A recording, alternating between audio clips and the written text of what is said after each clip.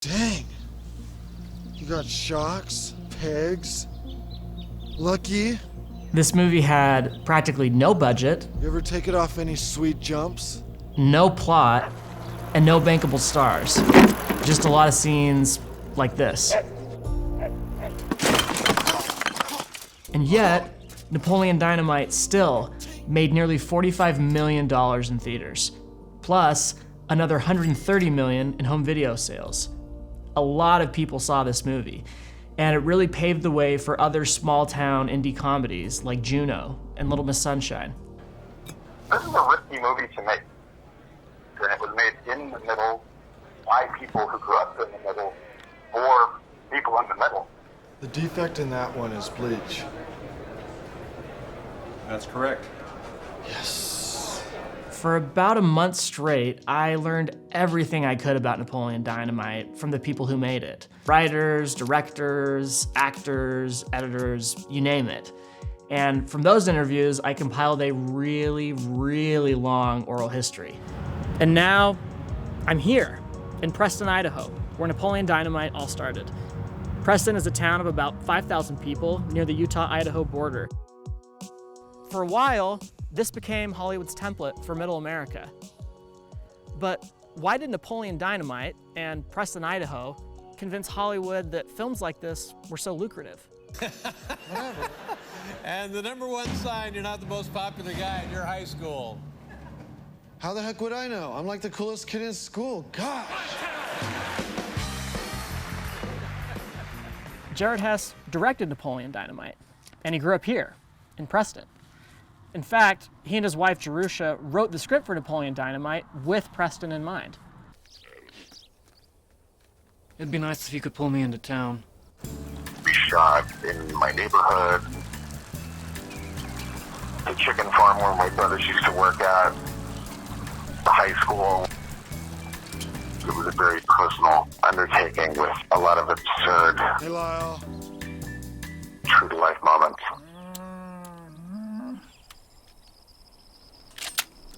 He even had his hometown neighbors in the movie, including this guy. Knocking on their work smooth.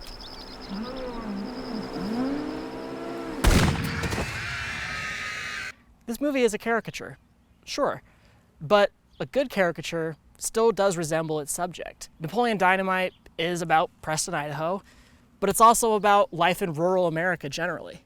Anybody who kind of lives their life without irony feels more genuine. Pedro, how do you feel about that one? It looks nice. Yeah, it looks pretty sweet. It looks awesome.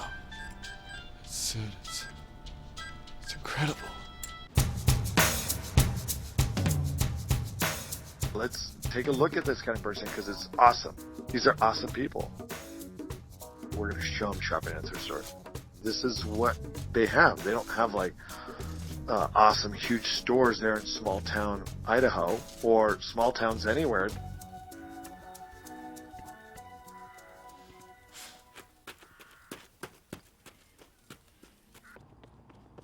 Now, making a movie is one thing, but getting people to actually see it is another.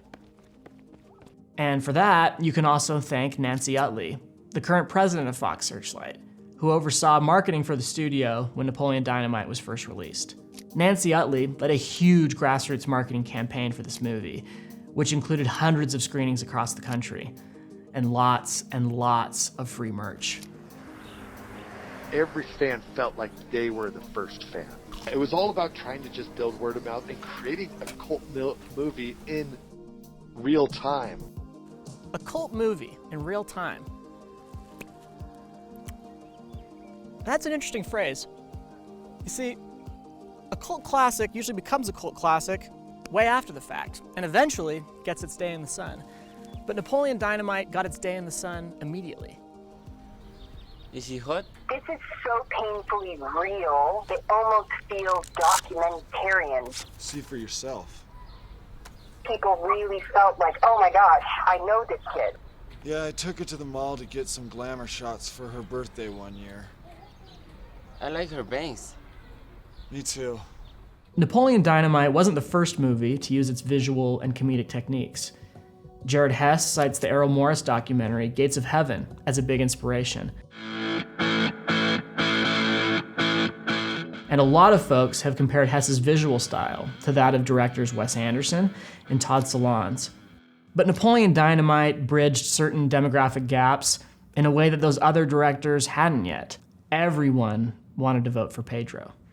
Pedro, just listen to your heart. That's what I do.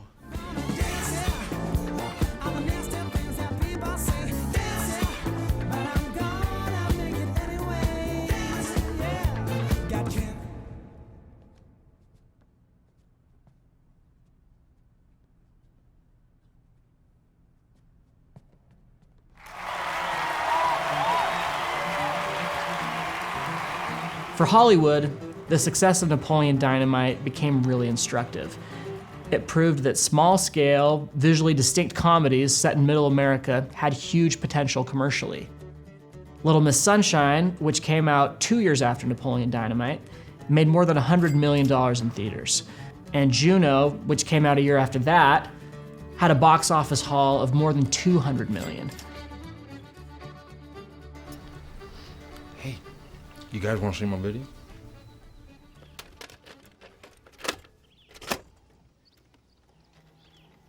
Napoleon Dynamite and this valley where it's set proved that certain kinds of small-scale comedies could actually be very, very big.